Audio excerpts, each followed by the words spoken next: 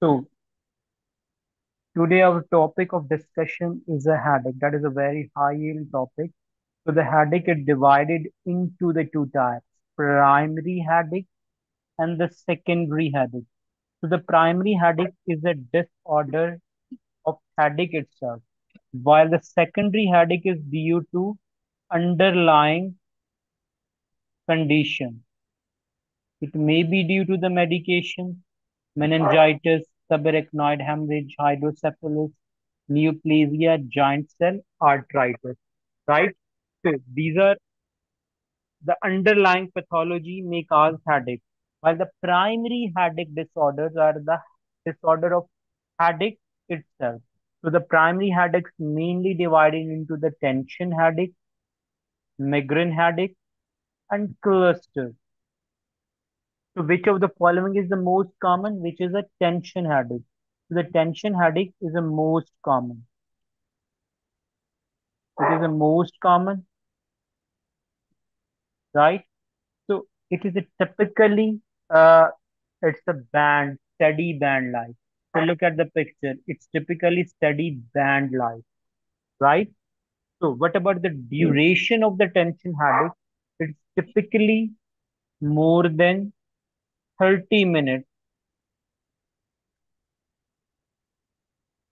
and typically 4 to 6 hours. And it is a constant, right? Yes. So it is most common headache, more common in female, Okay. Yes.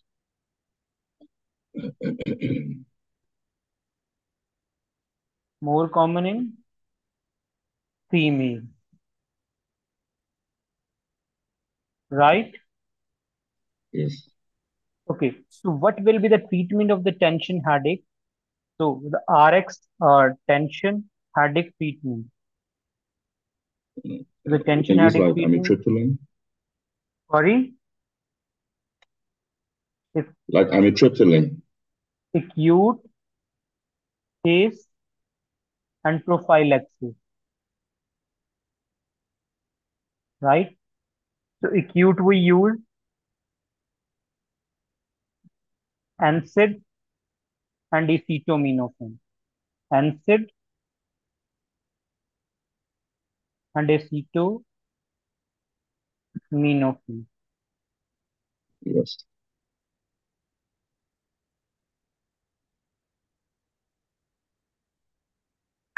While the prophylaxis of the tension headache is, you are right, amitriptyline. Amitriptyline, TCA.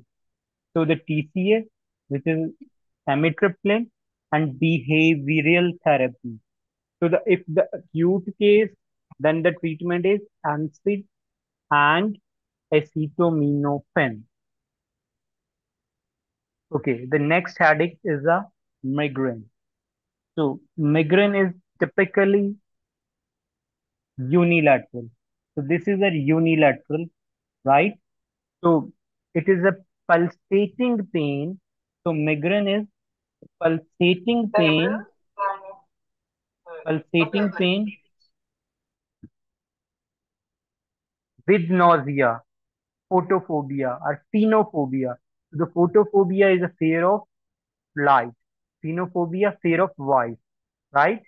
So, and there may be aura present in migraine, right? So, migraine is basically due to the of irritation of it is due to the irritation of cranial nerve 5, meninges,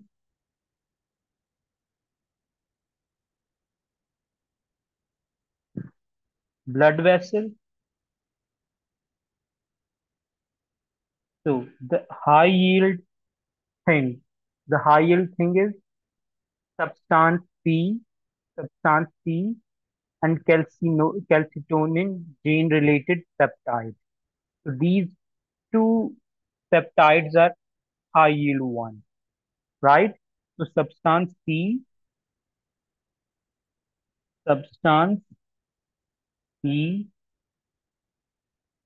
and calcitonin, calcitonin gene related peptide. So CGRP, these are calcitonin gene related peptide. That's why the treatment of the migraine use monoclonal antibody against calcitonin, calcitonin gene related peptide. So this is again a high yield. Substance P is again the high yield that involved in the pathology of the migraine. So in migraine, cerebral excitability is increased, right? And this is some sort of pulsating pain with photophobia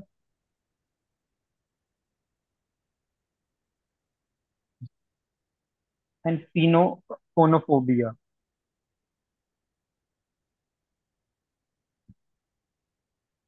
So this is typically migraine. This is unilateral, right? So the treatment of the migraine is again divided into two types: acute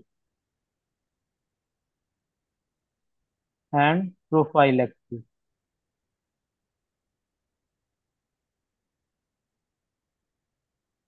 Acute and prophylaxis.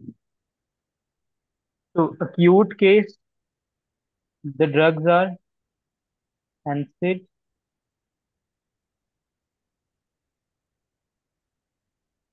triptans,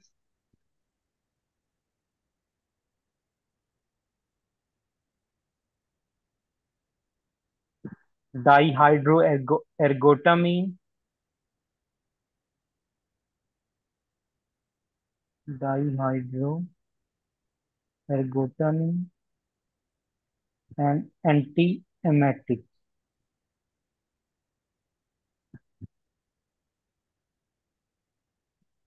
So prophylactic treatment of the migraine include lifestyle changes.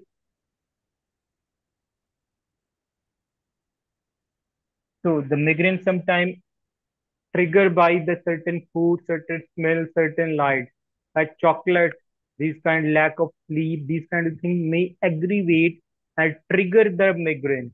So lifestyle changes mainly deal these things: sleep, exercise, and diet. And the beta blocker,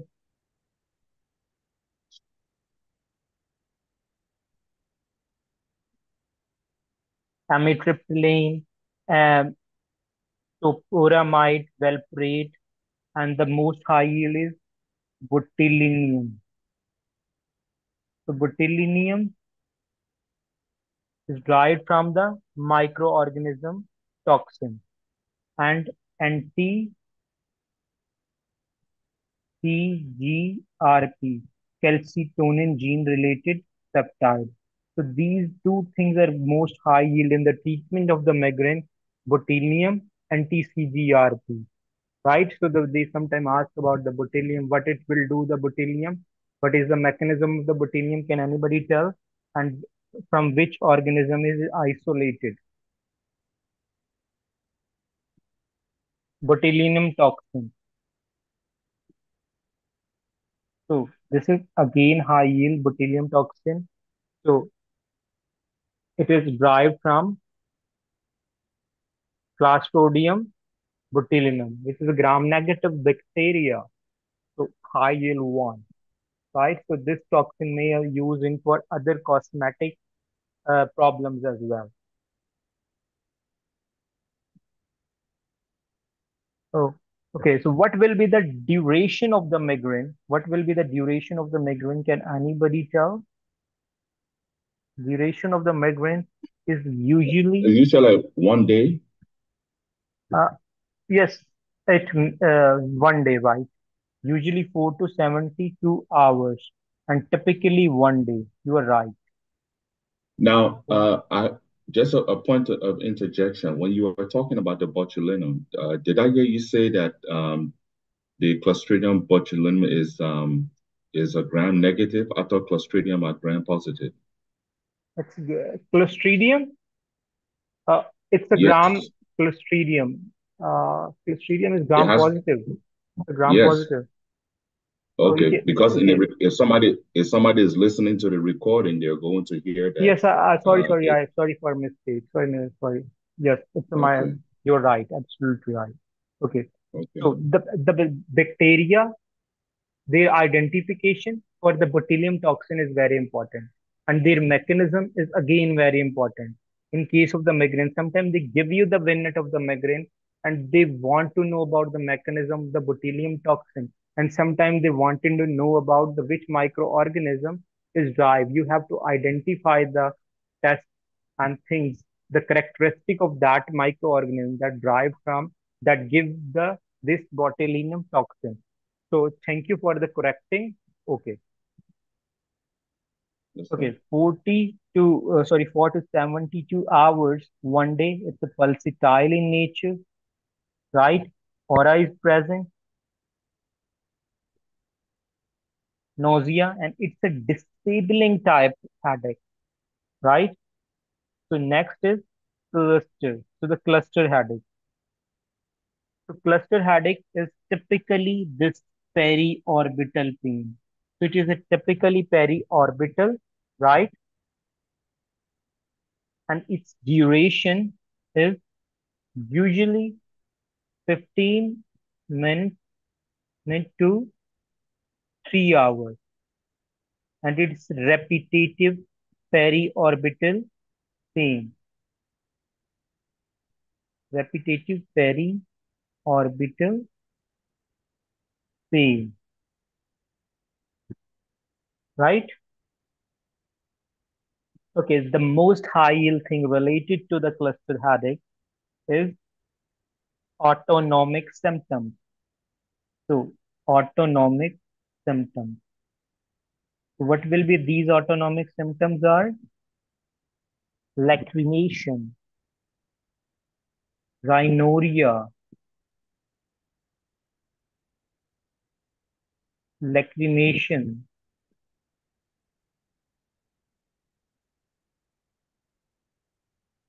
conjunctival redness, and it is all may associated with Horner syndrome. What are the symptoms of the Horner syndrome? People constriction. Meiosis, right? Next, anhidrosis and ptosis. So these three things are included in the Horner syndrome, right? Yes. What will be the treatment of the cluster headache? Acute. Well, we can use the trypsin drugs and also make sure that they are receiving adequate oxygen. Okay, so the oxygen, 100% oxygen is the most high yield. 100% O2. 100% right. Yes. So somatriptan, somatriptan. What about the prophylaxis? Is verapamil. Right. No. Yes. Verapamil belong to It's a which calcium channel class? blocker. Calcium channel Calcium blocker. channel blocker. Okay. So these are some simple classification of the headache, right?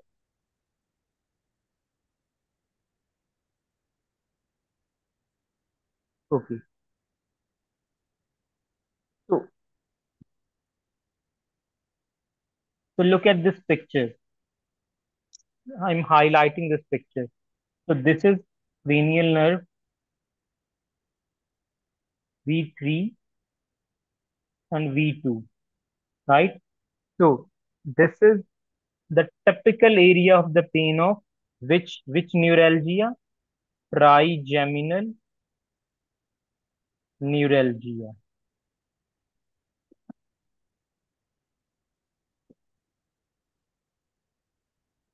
Trigeminal neuralgia, right?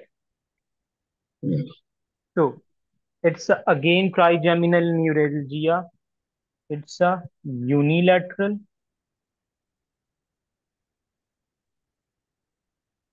Nature is shock-like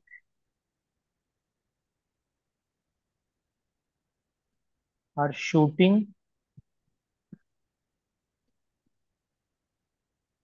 pain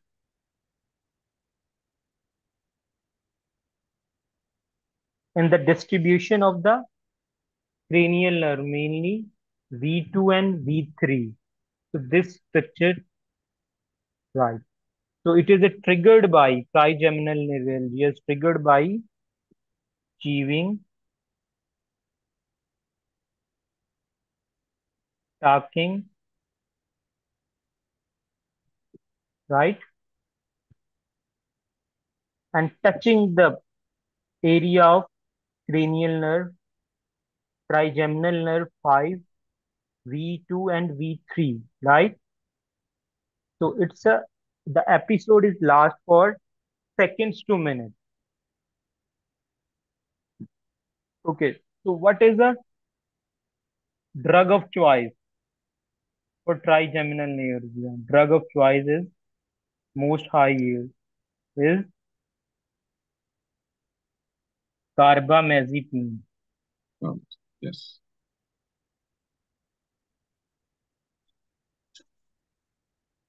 Okay. So what is the pathophysiology of the trigeminal neuralgia? The pathophysiology of the trigeminal neuralgia is again the most high yield one. So it is a compression of cranial compression of cranial nerve 5 at which Mm. area where it enters the pons at pons.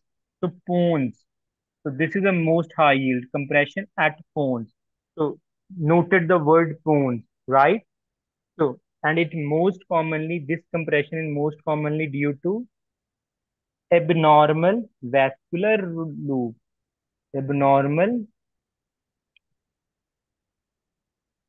vascular loop,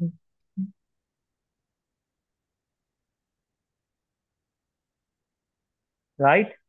So you have to identify these things, trigeminal neuralgia cluster, and the treatments, again the high yield identification and the treatment, right?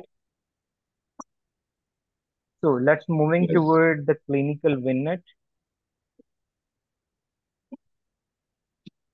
Is clinical vignette is visible for everyone or not? Is clinical vignette are visible are No, not yet.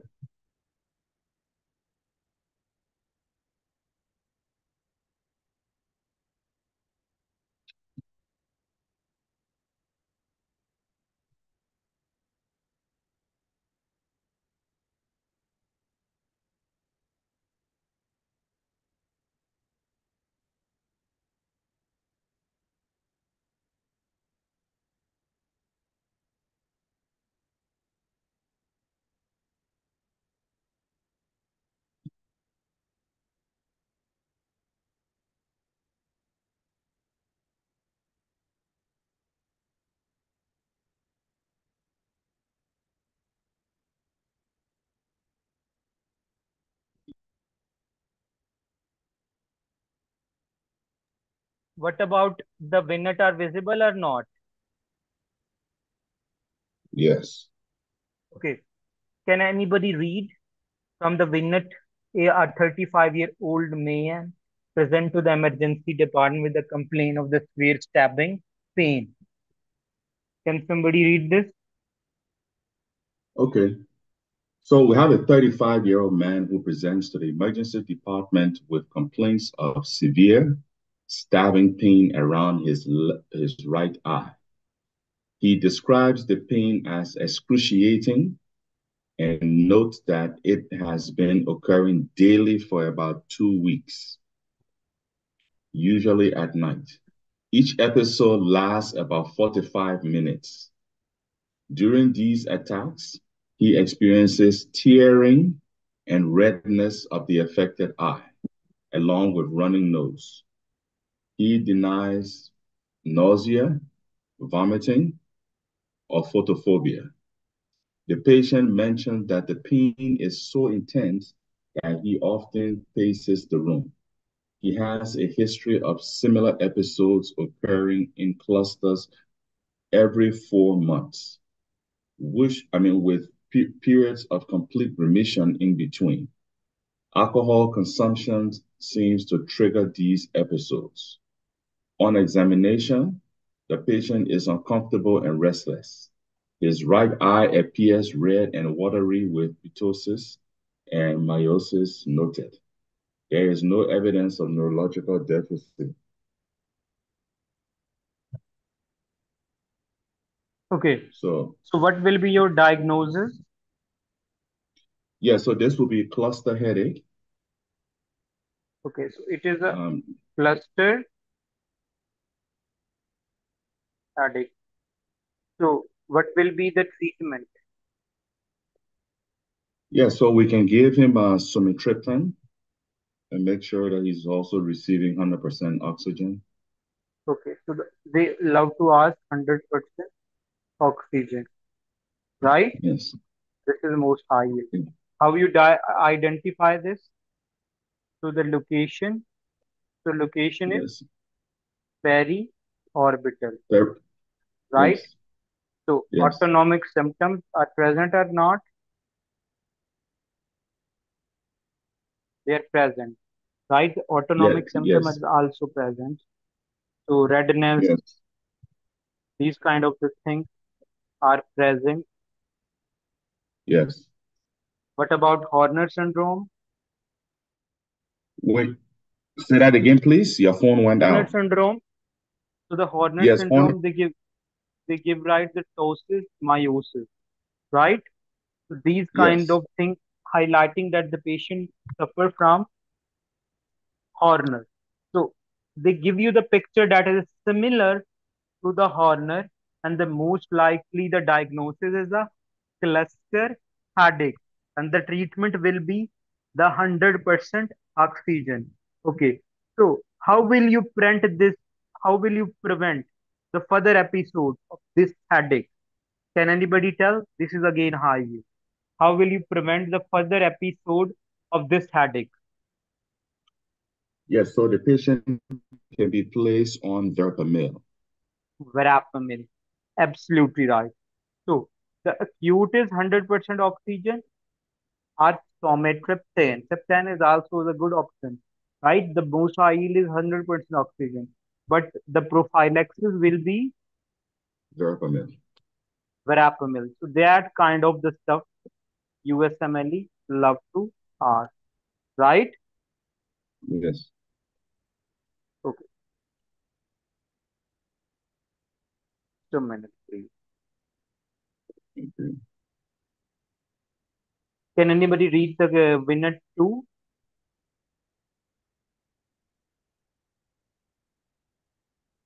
Winner two, Okay. please.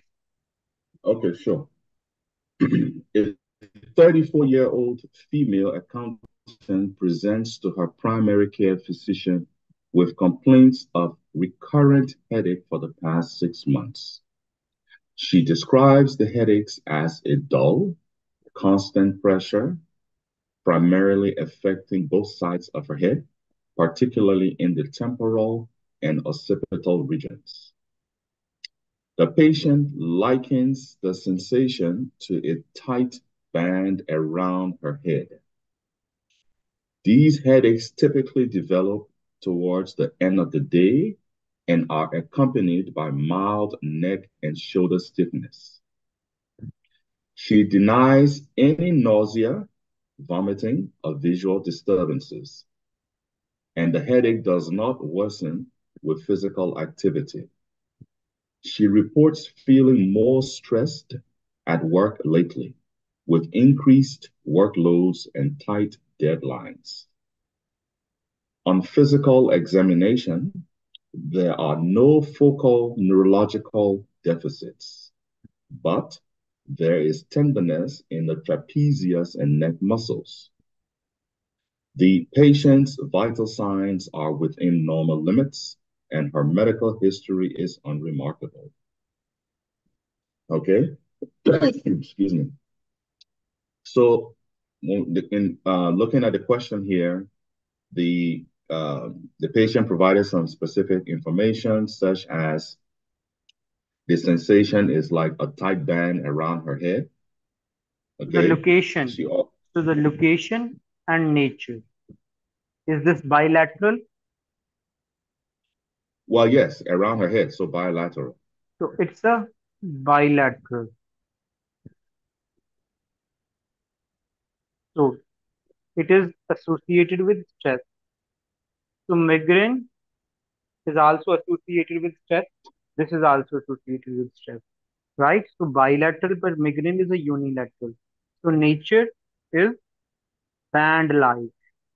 So is this a band-like? This is a Yes. band-like. So our diagnosis will be Tension headache. tension headache. How will you treat this patient? Yes, so the patient as it comes into clinic with this presentation could be given NSAIDs, acetaminophen, Yes, so or NSAID, just analgesics. acetaminophen. And how will you prevent this headache in future? By Yes, so giving, these individuals can also be placed on amitriptyline yes, as well as behavior amitriptyline. therapy. Yes, absolutely. The amitriptyline and behavioral therapy. Now, my question to you, Dr. Faison, is what does behavioral therapy means? So behavioral therapy means it is associated with the stress, right? So changing in the behavior, right? So lifestyle, these kind of things. The person are more stressed, the more likely to suffer from the headache, right? Did you got this Okay. point? No, Although say it one more migraine is time. also associated with stress, but this is also associated with stress, right? Okay. Okay. Let's move to the next clinical one.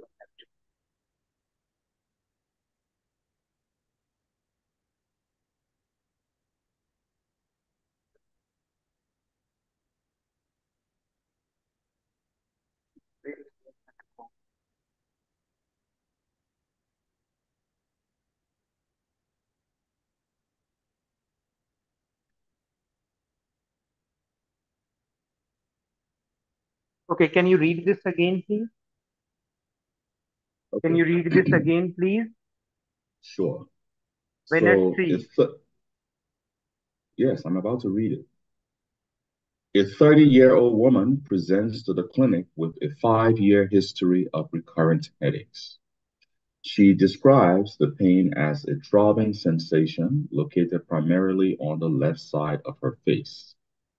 These headaches typically last between 6 to 24 hours and occurs 1 to 2 times per month.